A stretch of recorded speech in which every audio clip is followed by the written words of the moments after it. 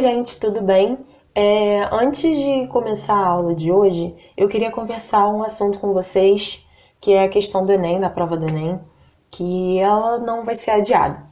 Eu não sei se vocês têm acompanhado, mas tem rolado na internet uma movimentação, enfim, de professores, de alunos, instituições, faculdades, escolas, enfim, muitas pessoas estão pedindo para o governo adiar o Enem desse ano, por conta justamente desse cenário louco que a gente está vivendo, que é de uma pandemia, de uma quarentena, falta de aula, as pessoas não estão podendo sair na rua, apesar de não estarem cumprindo, né? Mas assim, não está tendo aula, as pessoas estão isoladas.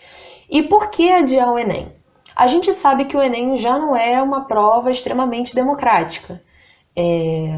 Ela não, apesar de existir hoje em dia o sistema de cotas para você entrar nas faculdades, a prova em si ela não é democrática, porque a gente sabe que existe um projeto de... Enfim, a educação brasileira ela tem seus problemas. E ela já não é uma prova democrática. Então você imagina agora que a gente está numa quarentena e milhares e milhares e milhares de jovens não estão tendo aula, não estão tendo acesso à educação. Então, assim, já dá para saber que vão existir pessoas que vão ter vantagens ou não, porque tem gente que tem acesso à internet e tem gente que não tem. Como é que você vai chegar para uma pessoa que não tem acesso à internet, ou se tem acesso à internet é pelo celular? Às vezes a pessoa não tem um lugar para estudar, às vezes a pessoa ela não tem o ambiente de casa propício para um estudo. Como é que você vai cobrar de um estudante, principalmente adolescente, ele se ensinar sozinho? Como é que você vai dar um livro? Se a pessoa tiver um livro, né, da escola, que de repente ela recebeu no início do ano, como é que você vai pedir para a pessoa pegar um livro da escola e aprender sozinho? Não existe isso. Existe o curso de pedagogia, existe dentro dos cursos história, matemática, ou as matérias de licenciatura, porque ensinar é uma ciência. Não tem como aprender sozinho. Existe uma ciência para isso. Não tem como você ser autodidata, principalmente um adolescente. A gente não sabe que condição ele tem, a gente não sabe o acesso à informação que ele tem. Então, assim, não dá pra gente cobrar. Não dá pra gente ver um anúncio do governo pedindo pros alunos se virarem do jeito que eles têm. Porque tem muita gente que não tem como se virar.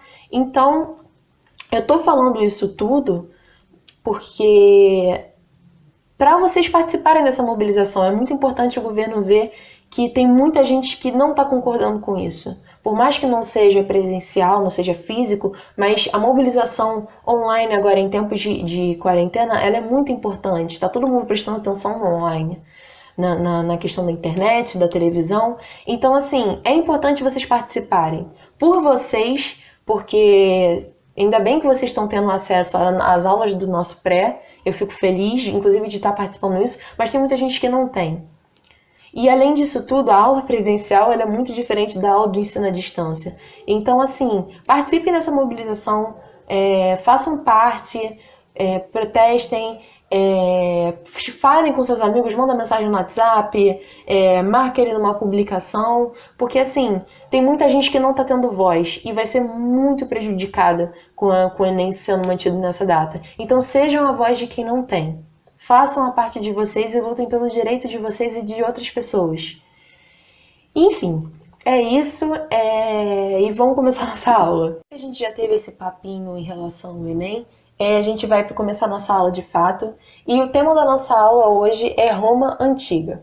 É Roma como civilização antiga, que durou cerca aí de 1.200 anos, podemos botar assim, e essa Roma mesmo que a gente já ouviu falar, do grande Império Romano, de imperadores, Nero botando fogo na cidade de Roma, de Júlio César, de, enfim, arquiteturas, Coliseu, essa coisa romântica, essa coisa gigantesca que Roma de fato foi um império enorme, não só em questão de território, mas foi enorme culturalmente. Não é à toa que a nossa sociedade era totalmente influenciada, junto com a questão da Grécia que a gente viu na última aula, é influenciada por valores romanos, direito principalmente, o nosso calendário, a nossa língua que é derivada do latim junto com o francês, com o italiano, com o romeno, enfim, o espanhol, são todas línguas derivadas do latim, que foi a língua oficial do Império Romano, de Roma, né, da civilização romana antiga. E a gente vai estudar isso. E só que a gente tem que entender que, na verdade, essa coisa majestosa de Roma, ela não surgiu no Império Romano, que é justamente, talvez, o mais conhecido, assim, pela questão sensacionalista, né? Que é a questão da reprodução das mídias, de filmes, enfim, que é a questão do Império. Roma, República, também foi muito importante, também é muito falado, mas essa questão sensacionalista, ela vem muito do Império, né? Por conta dos imperadores, essas coisas todas assim. Só que essa coisa majestosa de Roma, todo esse tamanho que ela tomou, veio em Roma República. Inclusive a questão do direito, o conceito de república, ele foi criado por Roma. Foi um regime criado, pensado por Roma. Todo o direito ocidental, ele é baseado no direito romano, e foi essa construção durante a República, e é justamente isso que a gente vai ver essa semana. Essa semana a gente vai estudar as 2 primeiras fases de Roma, que foi Roma monárquica e Roma republicana, e na próxima semana a gente vai estudar Império isolado, porque essa semana eu quero focar mais em República. Então, vamos lá. Então, pra gente começar a história de Roma, principalmente na ordem cronológica, não tem como a gente não falar da lenda de Rômulo e Remo, que foram, na verdade, Rômulo só que fundou a cidade de Roma, porque ele acabou matando o irmão. Porque, vamos contar a história desde o início. O que acontece? Rômulo e Remo são filhos de Enéas, que é a filha do rei da cidade de Alba Longa. O que acontece? A cidade estava prosperando muito, o irmão do rei ficou muito enciumado e deu um golpe de estado, né, assumiu o controle da cidade e aprisionou Enéas e o pai dela. Enéas acabou engravidando do deus Marte, e então o irmão do rei, né, o atual rei, ele chega e fala, não tem como, porque eles vão ser sucessores naturais. Então o que você vai fazer? Você vai matar os seus 2 filhos afogados na margem do rio Tibre. Só que o que acontece? Eles foram achados por uma loba, as crianças foram achadas por uma loba, e eles foram alimentados por essa loba. Inclusive, essa mística em volta da loba alimentando 2 filhos, ela até hoje é extremamente conhecida, importante, é um símbolo da cidade de Roma. Inclusive, se você for olhar, na cidade de Roma, ela tem a estátua da loba alimentando os 2 irmãos, tem um time, né, que se chama Roma, da cidade de Roma, que o escudo tem a loba alimentando Rômulo e Remo, então você vê que é uma coisa assim que eles abraçaram muito forte. É o símbolo da cidade, né? Então, a loba acaba alimentando eles, salva eles, alimenta eles. E aí, depois de um tempo, uma família de pastores acham Rômulo e Remo, cuida deles. E depois, um tempo mais tarde, ele fala para os irmãos que, na verdade, eles são descendentes do reino de Alba Longa, que o trono é deles por direito. Eles vão lá, eles conseguem recuperar a cidade. E como recompensa do avô deles pelo feito, ele dá o direito dos irmãos construírem uma cidade.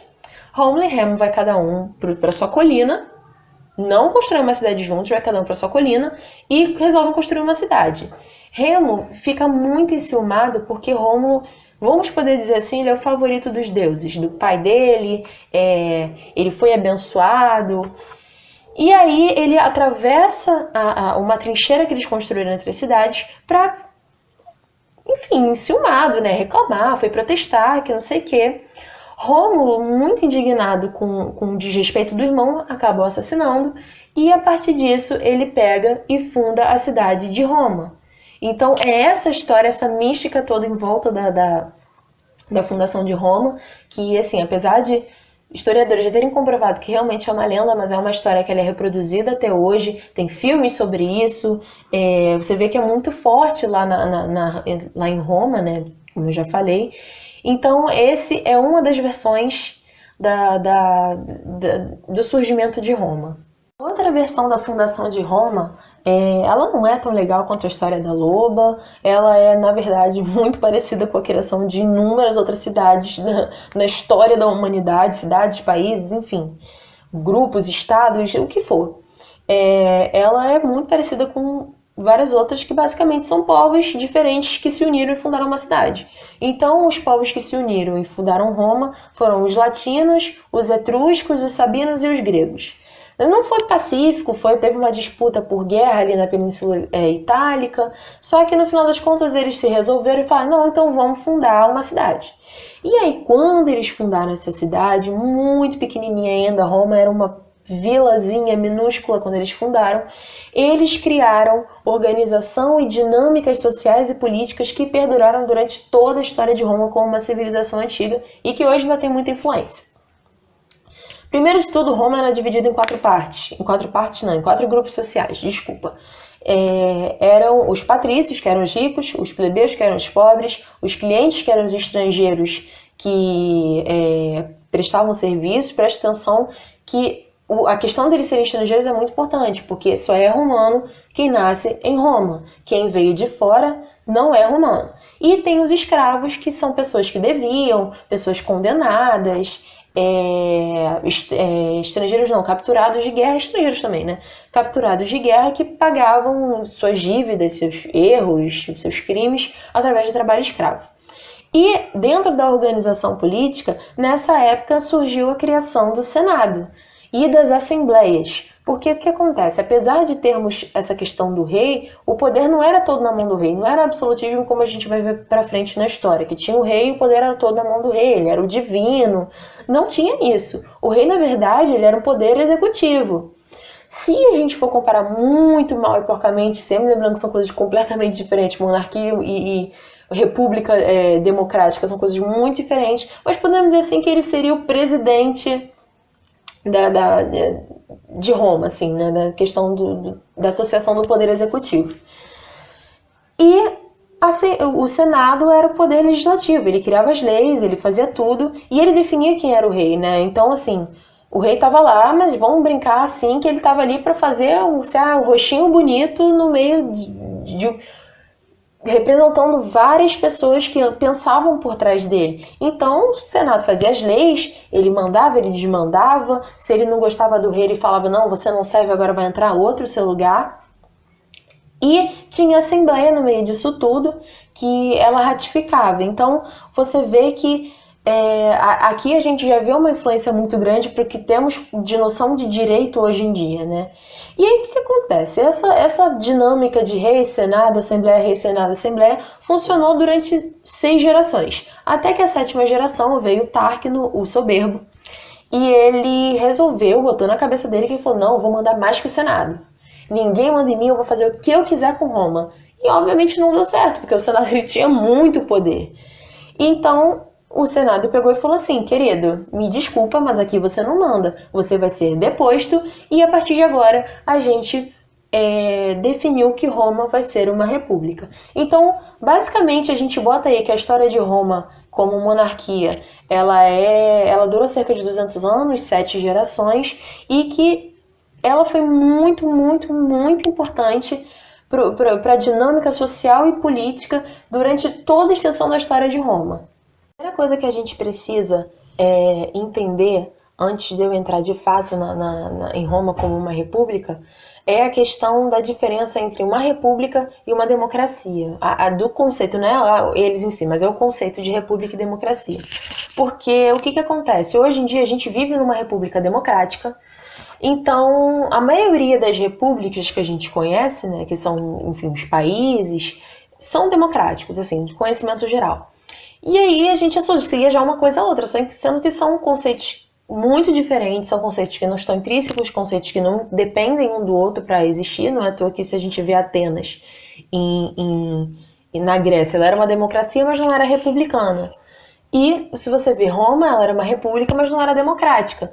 Então, assim, o que a gente precisa entender essa diferença? Porque república é uma coisa voltada ao público. A etimologia da palavra ela já diz por si só. Ela tem uma política voltada para o público, podemos dizer, independente da forma que seja feita por uma pessoa, seja feita por várias. Tem o objetivo a construção de obras públicas, a formação de uma constituição, leis. Então, toda essa ideia que a gente tem hoje em dia casa um pouco com a questão do direito, entende? Tem esse conceito da questão do direito, do jurídico, do legislativo, do executivo, essa divisão de poderes, essas coisas todas assim, não é à toa que surgiu essa questão que a gente entende de divisão de poderes, de direito. Todos esses conceitos eles vêm justamente da criação da República junto com Roma. Isso são coisas que estão intrínsecas. Agora, a questão da democracia, não. A democracia ela é a busca de um todo pela igualdade. Podemos dizer que tem desigualdades e a busca pelo que está podemos dizer, na camada inferior pela igualdade da camada superior. Então, podemos dizer que é uma busca. A democracia é um conceito universal. Então, essa é a principal diferença para a gente entender, sabe? Não necessariamente toda república vai ser democrática e nem toda democracia vai ser republicana. Sim, podemos botar nesses parâmetros assim, de comparação. E agora que a gente já tem uma noção, já entende isso, a gente vai ver o que foi a República em Roma.